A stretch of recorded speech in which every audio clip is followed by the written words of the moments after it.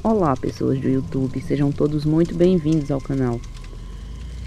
No vídeo de hoje você vai conhecer a lenda do lobisomem de Igaraçu. E esse tema foi uma sugestão do nosso veterano nas dicas, Maurício Galdino. Valeu Maurício, tamo junto. Agora bora lá pro nosso vídeo. Pode a fera ser chamada através de um ritual? Acompanhe o mistério que envolve esse relato.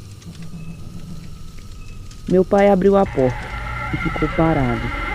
Independente do que fosse, ele não teria coragem de dar nem mais um passo. Me aproximei da porta e vi o motivo da parada repentina. Uma criatura de fisionomia estranha. A porta foi fechada e ficamos escutando os gritos dos porcos, enquanto aquela coisa os devorava, um a um. Olá, eu me chamo Luciano Vieira e tenho 57 anos. A história que eu vou contar aconteceu quando eu tinha 18 anos. Eu sou natural de Igaraçu, Pernambuco. Eu vou tentar relatar o máximo de detalhes possível o que eu e meu pai vimos aquela noite. Nós morávamos em um sítio pequeno e sem vizinhos próximos. Só tinha uma velha casa que ficava um pouco distante e estava abandonada desde que eu nasci. Assim dizia meu pai. Nós estávamos trabalhando em um pequeno roçado de milho que tinha do lado da nossa casa.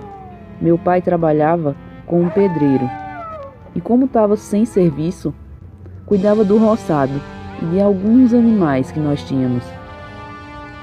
Era um sábado pela manhã quando vimos uma movimentação na casa abandonada que tinha perto da nossa.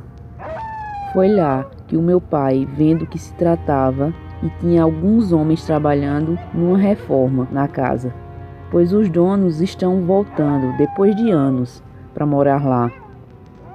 Depois de uma semana eles chegaram. Era uma família pequena, com 2 homens e 3 mulheres e uma senhora. Meu pai achou melhor não ir lá, para eles se acomodarem com calma.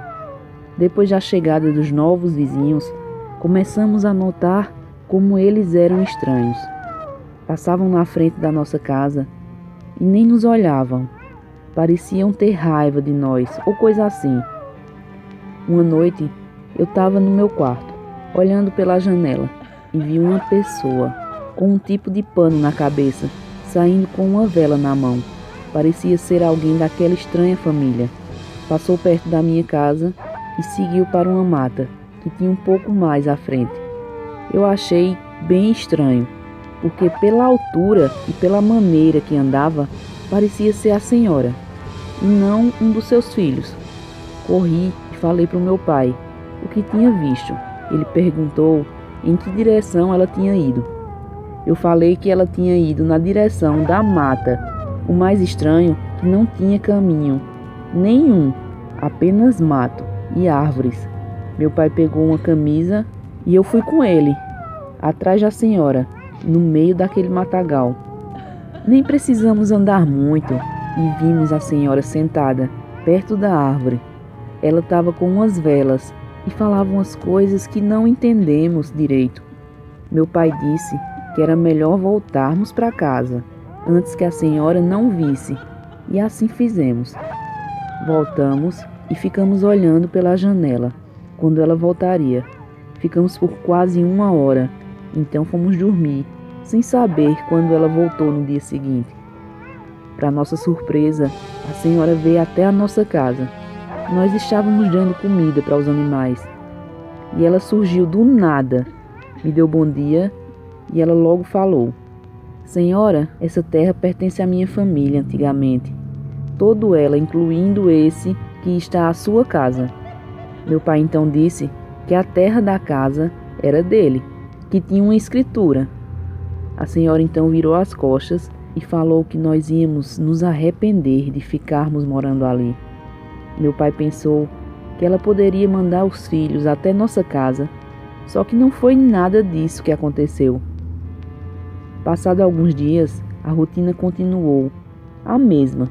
Entendemos a ameaça daquela velha como apenas uma maneira de intimidar. Era uma noite de quinta-feira. Estava muito frio. Fomos dormir cedo. Acordei naquela noite com os gritos dos porcos atrás da casa. Pulei da cama e corri para ver o que era. Meu pai já estava de pé na cozinha, com a espingarda na mão, e a mãe pedindo para não abrir a porta. Ele disse para ficarmos em casa.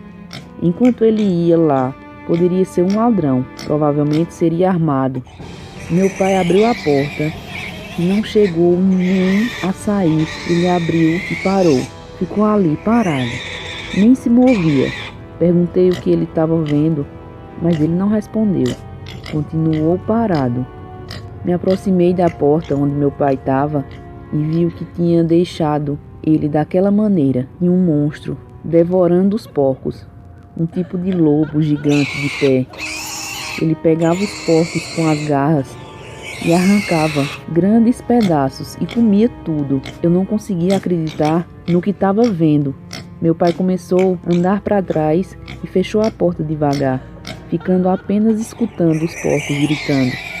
Meu pai andava de um lado para o outro, incapaz de sair e salvar nossos animais. Foi quando de repente abriu, correu e atirou na direção daquele bicho. Aquela coisa saiu correndo para o mato. Ficamos o resto da noite atentos, esperando um novo ataque, que não aconteceu. Pela manhã, vimos o que aquela criatura tinha feito. Havia pedaços de porcos e sangue por toda parte. Meu pai sentou no chão, sem saber o que fazer. Parou por um momento, levantou e falou a manhã inteira com minha mãe. Depois do almoço ele saiu e voltou com um caminhão com alguns amigos dele, que moravam na área mais urbana. Nesse mesmo dia, nos mudamos dessa casa. O pai não arriscaria nossas vidas com uma criatura daquela. Quando estávamos colocando as últimas coisas no caminhão, vimos de dentro da mata daquela maldita velha. Ela estava com um sorriso assustador nos lábios. Passou pelo caminhão, foi para sua casa. Nunca mais voltamos naquele lugar. Meu pai até tentou vender, mas nunca conseguiu. Nos mudamos para Recife e moro até hoje. Não tive mais notícias sobre aquela estranha senhora e sobre aquela criatura. Devorou os porcos. Escuto muito falar sobre relatos de pessoas que também viu essa fera. E a maior dificuldade que vejo é de fazer outros acreditarem. Eu não culpo quem não acredita. Quem acreditaria numa lenda de um monstro que pode ser real? Então, pessoal, vocês acreditam que realmente o lobisomem existe por aí? Deixa aí nos comentários. Nosso vídeo vai ficando por aqui. Fiquem todos com Deus e até a próxima.